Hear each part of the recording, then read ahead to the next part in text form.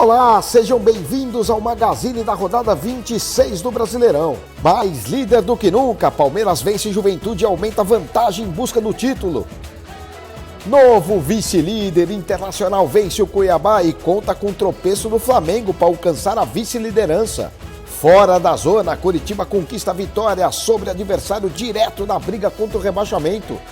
Tudo igual no majestoso, São Paulo empata com o Corinthians no Morumbi e continua próximo ao Z4, enquanto o Timão sai do G4. Lindos gols, defesas inacreditáveis e um show de habilidade. Você vê tudo agora no Magazine 26 do Brasileirão Açaí.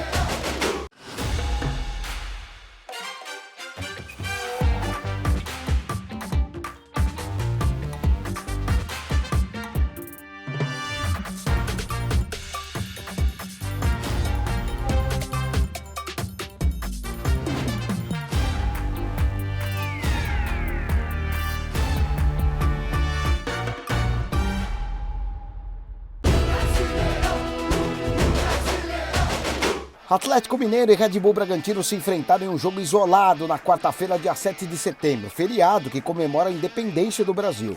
O Galo precisava da vitória para se recuperar na competição e encostar no pelotão da frente na tabela. Já o Braga queria interromper a sequência negativa de 5 jogos sem vencer.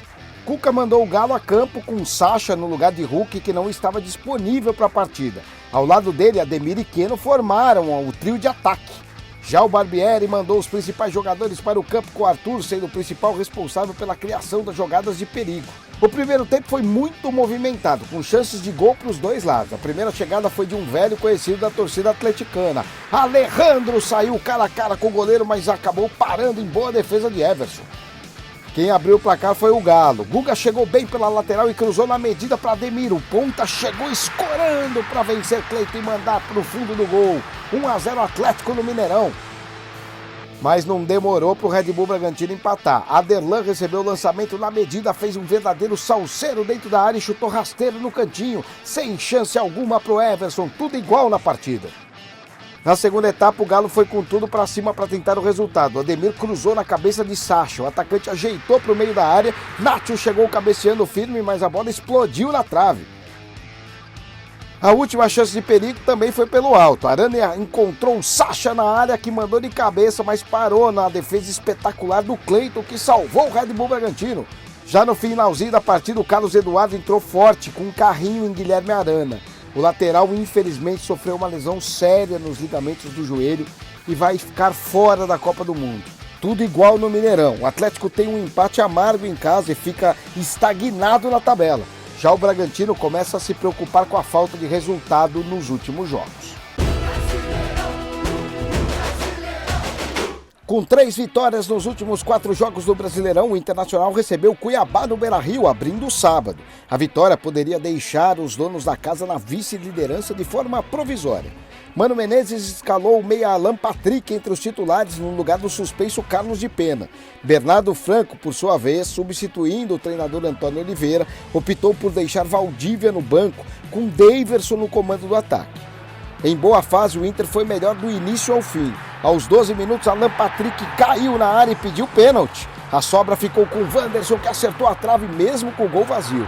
No rebote, o alemão mandou a bola novamente no poste. Lance incrível em Porto Alegre. Depois, em boa tabela entre Alan Patrick e Maurício, o camisa 10 saiu cara a cara, mas parou em boa defesa do João Carlos. O Cuiabá seguiu apenas se defendendo na segunda etapa e acabou punido.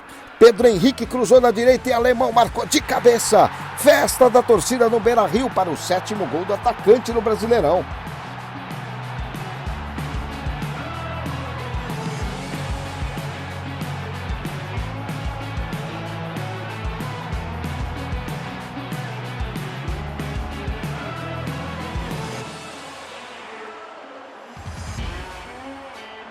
Nos minutos finais, o lance polêmico da partida. O Edenilson se atrapalhou e perdeu a bola em jogada com Valdívia. Ao cair, o camisa 8 do Inter derrubou André dentro da área. O árbitro marcou pênalti. Após muita confusão, o inexperiente árbitro Maguielson Barbosa, estreando na Série A do Brasileirão, foi convencido pelo VAR e reverteu a decisão. Falta em Edenilson antes do pênalti, causando ira no banco de reservas dos visitantes. Fim de jogo no Beira-Rio. Com o resultado, o Internacional chegou aos 46 pontos. O Cuiabá seguiu com apenas 26 pontos. O Ceará recebeu o Santos no Castelão no início da tarde de sábado, querendo espantar o jejum de vitórias que já durava 7 jogos no Brasileirão. Já o Santos buscava melhorar o seu desempenho como visitante e se aproximar da zona de classificação para a Libertadores. Lúcio Gonzalez, pela primeira vez comandando o Ceará no Castelão, escolheu Guilherme Castilho e Zé Roberto para suprir as ausências de Vina e Jô suspensos após o empate contra o Flamengo na última rodada. Do outro lado, Lisca escalou um trio de ataque com Marcos Leonardo, Soteldo e Lucas Braga. E logo em uma das primeiras jogadas o placar foi inaugurado. Nino Paraíba driblou Felipe Jonathan, ganhou espaço e encontrou Guilherme Castilho livre na cara do gol. Aí foi só tirar do goleiro e sair pro abraço. E um lance que parecia controlado, Eduardo Bauerman fez o inesperado. Com um passe errado, deixou o Zé Roberto frente a frente com o próprio goleiro João Paulo. O atacante do Ceará chegou antes, limpou a jogada e aumentou a vantagem para o time da casa. Na segunda etapa, o Santos tentou se recuperar e quase contou com a ajuda de Gabriel Lacerda, que desviou contra a própria meta e acertou a trave. Logo depois, o Richard errou passe na saída de bola e deixou o Marcos Leonardo na cara do gol. O camisa 9 santista não perdoou e descontou para os visitantes. O Santos continuou tentando, mas parou na defesa do Ceará, como neste chute de Marcos Leonardo bloqueado por Gabriel Lacerda nos últimos minutos do jogo. O Ceará voltou a vencer no Brasileirão depois de quase 2 meses e dificultou a vida do Santos na luta por uma vaga nas competições internacionais. Buscando espaço no G4 do Brasileirão, novamente o Fluminense recebeu no Maracanã o Fortaleza, que vem em ascensão após figurar no Z4 por muito tempo. Com apenas 2 alterações na equipe em relação ao último jogo, Fernando Diniz mandou o Fluminense a campo com Nino e Iago Felipe nos lugares de David Braz e Natan. Com poucos desfalques, Vojvoda apenas trocou Romarinho por Ronald no 11 inicial do Leão. O 0x0 durou pouco tempo no Maraca, hein? Após troca de passes no meio de campo, o Ganso achocando na entrada da área. E após finalizar de direito, o camisa 14 contou com desvio na defesa para abrir o placar. Golaço, Fluminense 1x0. No final da primeira etapa, Zé Wellison empatou o confronto após recuperação de bola do Fortaleza no campo de ataque. Porém, após a revisão do VAR, o gol foi anulado por falta na origem da jogada. Atrás no placar, os visitantes começaram a etapa final partindo para cima do Fluminense. Aos 6 minutos, Juninho Capixaba cruzou na medida para o Thiago Galhardo, que na segunda trave subiu mais que a defesa adversária e estufou a rede tricolor. Foi o empate do Leão, Fluminense 1, Fortaleza também 1. Porém, o empate no placar novamente durou pouco tempo, hein? Após cobrança de escanteio do time da casa, a bola sobrou para o Caio Paulista, que de fora da área bateu à esquerda e acertou a trave de Fernando Miguel. No rebote, voltou no pé do Germancano, que apenas escorou para fazer o segundo gol dele no jogo e o 15º na competição. Fluminense 2-1. Querendo evitar a derrota fora de casa, o Fortaleza voltou a pressionar o Fluminense. Pela ponta direita, Thiago Galhardo cruzou, André furou e após chute mascado de Romero, a bola sobrou para o Romarinho, que finalizou de direita, mas parou no bloqueio salvador do Martinelli. No minuto seguinte, o Juninho Capixaba tentou gol olímpico e o Fábio fez grande defesa no Maraca. E terminou assim, Fluminense 2, Fortaleza 1. Com o resultado, a equipe comandada por Fernando Diniz segue viva por uma vaga entre os 4 melhores da competição. Já o time de Vojvoda sofre a segunda derrota consecutiva e volta a ficar a poucos pontos da zona de rebaixamento. Palmeiras e Juventude se enfrentaram no Allianz Parque em uma partida de verdadeiros opostos no campeonato. Enquanto o Palmeiras é líder isolado do Brasileirão e a cada rodada chega mais perto do título, o Juventude luta contra o rebaixamento e amarga a última colocação. A torcida palmeirense compareceu em peso no estádio para apoiar a equipe após a eliminação na Libertadores. Abel Ferreira mandou o Palmeiras a campo com o que tem de melhor, com o grande trio composto por Rony, Dudu e Gustavo Scarpa. Humberto Louser também não teve nenhum desfalque importante e tinha em Pita a principal esperança de gols. Como era de se esperar, o Palmeiras comandou o jogo, o time dominava na posse de bola até que quase chegou ao gol com Dudu. Após jogada ensaiada na cobrança do escanteio, o ídolo alviverde pegou mal na bola e mandou para fora. Em outra chegada do Verdão, Vitor Mendes salvou o Juventude de maneira heróica. Rony tentou o gol de letra, mas acabou furando. A bola ia chegar sem goleiro para o Gustavo Gomes só empurrar, mas o zagueirão do Juventude deu um carrinho providencial na hora H para mandar para a linha de fundo. O gol do Palmeiras finalmente saiu no primeiro lance da segunda etapa. O Marcos Rocha lançou com perfeição para o Rony nas costas da defesa. O ponta teve muita frieza para bater por baixo do Pegoraro e colocar os mandantes na frente no placar. 1-0 Palmeiras. O jogo se encaminhava para uma vitória tranquila do Palmeiras, até que em um surpreendente ataque o Juventude empatou. O Pita chegou na linha de fundo e cruzou para trás. A bola ainda bateu na mão do Danilo antes de chegar no Guilherme Parede, que mandou para o fundo da rede e deixou tudo igual. Mas nem deu tempo da torcida do Juventude se animar muito. Logo na sequência, Scarpa cobrou o escanteio venenoso, Zé Rafael raspou de cabeça no primeiro pau, a bola bateu em Murilo e foi direto pro gol. Mais um gol de bola parada do Palmeiras na competição, que dessa vez dá vitória para a equipe. Fim de papo no Allianz Parque, o Palmeiras volta a vencer após 3 rodadas no Brasileirão e segue tranquilo na ponta da tabela. Já o Juventude perde mais uma e vê seus adversários na parte de baixo da tabela se afastando cada vez mais. Botafogo e América Mineiro se enfrentaram no Newton Santos no domingo de manhã. O Fogão foi a campo empolgado após vencer o Fortaleza fora de casa e empurrado pelo maior público em casa nos últimos meses, hein? O América sustentava a sequência de 7 jogos sem perder no Brasileirão. Luiz Castro manteve a base que venceu na última rodada com apenas uma mudança. Saravia voltou ao time titular na lateral direita. O Wagner Mancini escalou o América com Juninho no meio de campo e Felipe Azevedo no ataque. No primeiro tempo, o América teve mais posse de bola, porém as melhores chances foram do Botafogo. A primeira delas saiu em uma cobrança de falta. O Lucas Fernandes cobrou muito bem, mas o Cavicchioli voou e fez a defesa espetacular. O jovem atacante Jefinho também tentou, mas após a bela jogada na lateral da grande área, acabou mandando na rede pelo lado de fora. A grande chance do América saiu já no apagar das luzes no primeiro tempo, mas o Henrique Almeida mandou por cima da meta.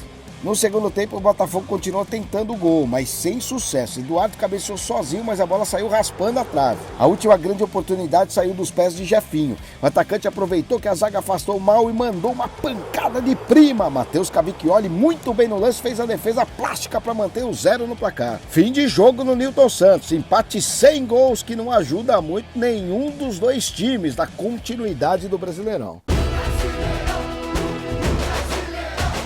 Após a classificação para a final da Libertadores, o Atlético foi a Florianópolis para enfrentar o Avaí na Arena Ressacada. Enquanto o time paranaense busca uma vaga para o G4, o time catarinense vive um pesadelo e está na corrida contra o rebaixamento. O técnico Eduardo Barroca perdeu seu principal atacante, Bissoli, por questões contratuais com o Atlético e precisou escalar o conhecido Paulo Guerreiro em seu lugar. Já o Felipão poupou sua joia. Vitor Roque, que sofreu uma pancada na coxa e colocou o atacante Pablo em seu lugar. Em um jogo muito equilibrado do começo ao fim, a primeira chance da partida apareceu logo aos 6 minutos do primeiro tempo. Após um ótimo chute do Kelvin no travessão, Vitinho pegou o rebote, chutou cruzado e o Alex Santana perdeu uma ótima oportunidade errando o gol na pequena área. Em resposta, o Avaí foi ao ataque e teve a oportunidade de abrir o placar com Guerreiro, substituto de Bissoli. Potker fez boa jogada, mas o camisa 99 chutou em cima de Bento. O primeiro gol da partida saiu com William Potker, que se movimentou bem e complementou o cruzamento de Natanael e saiu para o abraço. Os times desceram para o vestiário com o Avaí em vantagem, mas isso não durou mais do que 2 minutos. Logo no início do segundo tempo, Terans, que tinha acabado de entrar, acertou um belo chute de fora da área e guardou um golaço. O Atlético até planejava crescer na partida após o seu gol, mas 2 minutos depois o atacante Vitinho fez uma falta na lateral e levou o segundo amarelo. No último lance da partida foi a vez do Atlético tentar tirar o empate do placar. Rômulo recebeu na intermediária, carregou, bateu pro gol, acertando a trave esquerda da meta havaiana. Fim de jogo na Arena Ressacada. O empate se manteve no placar até o final.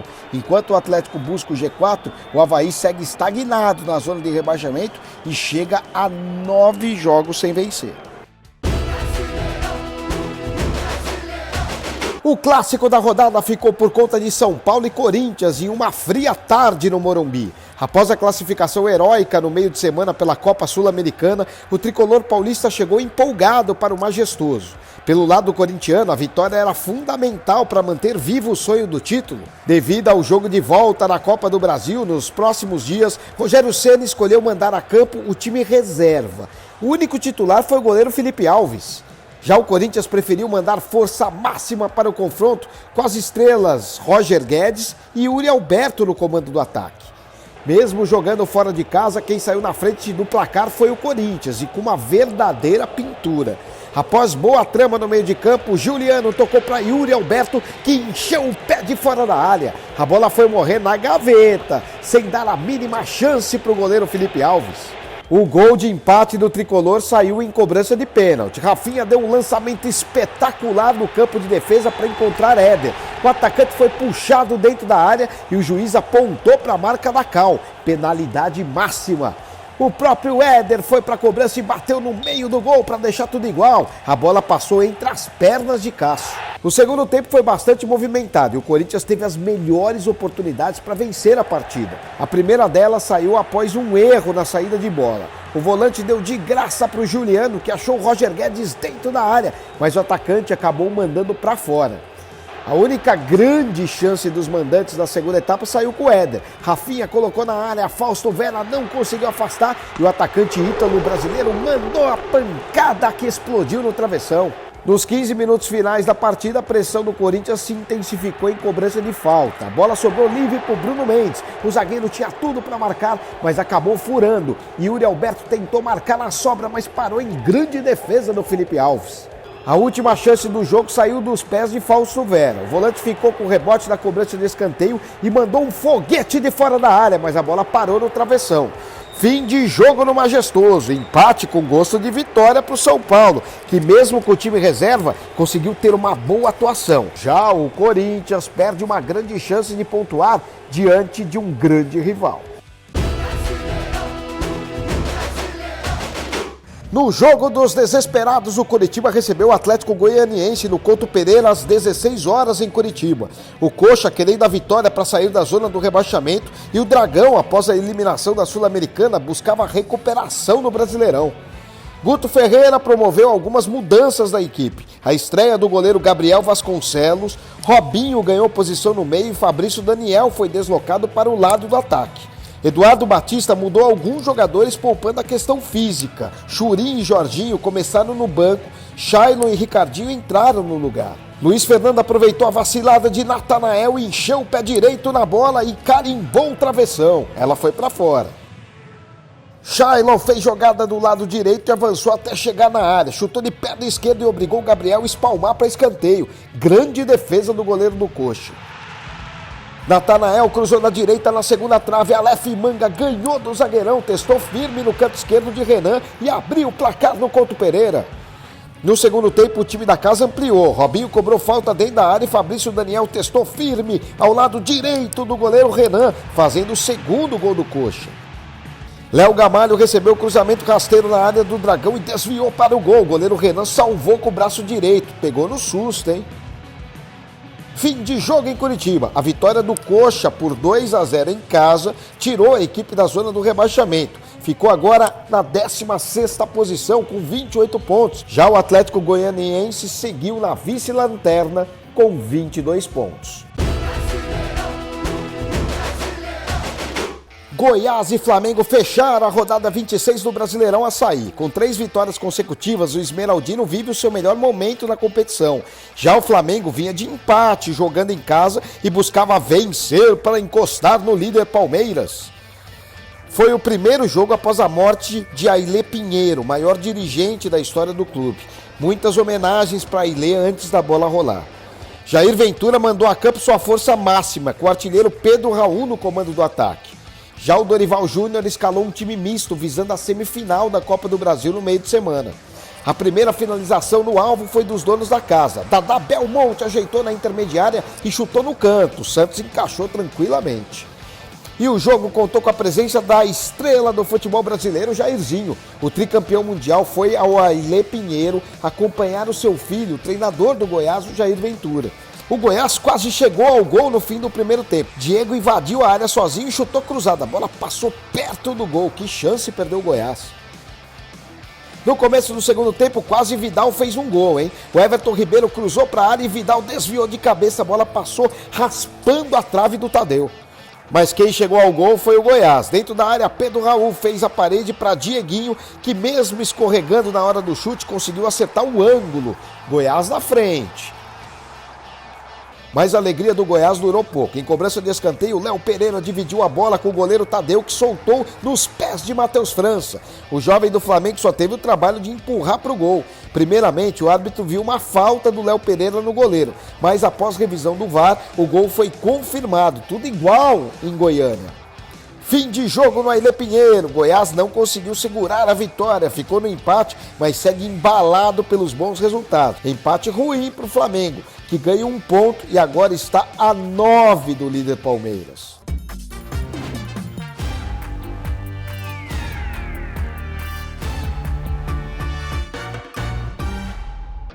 Abrindo o nosso top 3 da rodada está o artilheiro Cano. O camisa 14 recebeu belo passe de ganso, dominou, girou e chutou de fora da área. Antes de entrar no ângulo, a bola ainda desviou de leve no zagueirão. Mas mesmo assim foi um golaço, hein? Que lindo, Cano!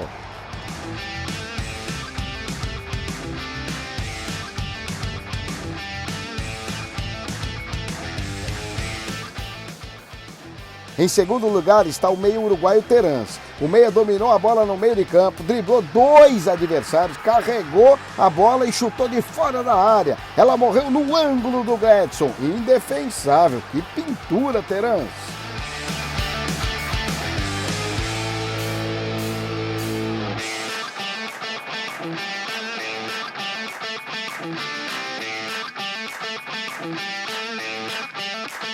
O gol mais bonito da 26ª rodada foi no majestoso no Morumbi. No clássico entre São Paulo e Corinthians, Yuri Alberto abriu o placar com esse golaço. Depois de rápida troca de passes, o camisa 9 recebeu a bola de Juliano, dominou com a perna direita e mandou uma bomba de perna esquerda. Felipe Alves voou na bola, mas nada pôde fazer. Yuri Alberto, o dono do gol mais bonito da rodada.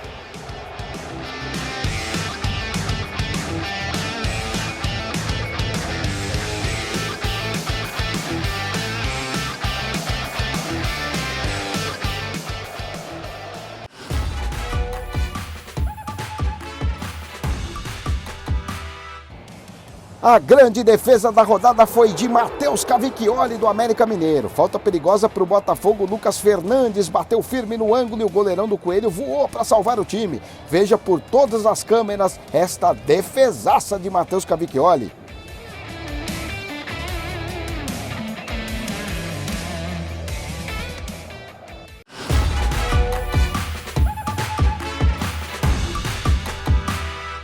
O drible da rodada 26 foi de Zé Rafael do Palmeiras. Na vitória contra o Juventude, o camisa 8 do Verdão deu 2 canetas em um mesmo lance. Primeiro deu uma no Jean, que passou lotado.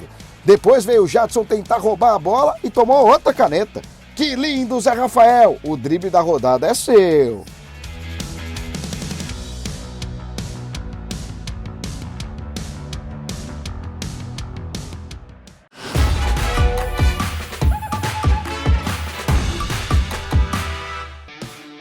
Esses foram os jogadores e técnico que se destacaram na rodada 26. Goleiro Felipe Alves, do São Paulo. Lateral direito Aderlan, do Red Bull Bragantino. Zagueiro Vitão, do Internacional. Zagueiro Luciano Castan, do Coritiba.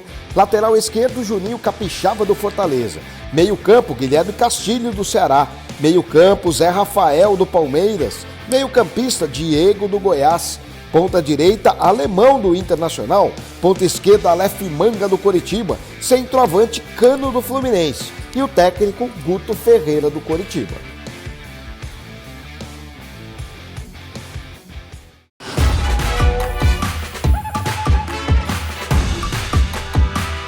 O melhor jogador da rodada não poderia ser outro. Germán Cano fez os 2 gols que garantiram a vitória do Fluminense sobre o Fortaleza.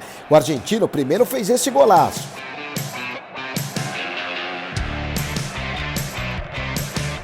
Depois aproveitou a sobra do escanteio para fazer seu segundo gol no jogo. Com os 2 gols marcados, Cano se isolou na artilharia com 15 gols.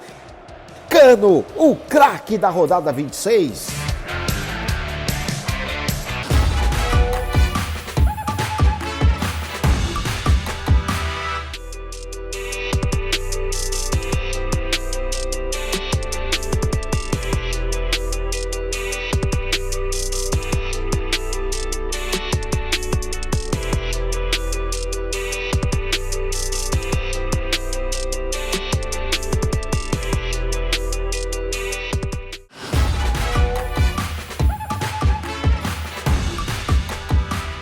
A rodada 27 começa no sábado com 2 jogos, Avaí, Atlético Mineiro e Botafogo e Coritiba. Red Bull, Bragantino e Goiás se enfrentam no domingo de manhã.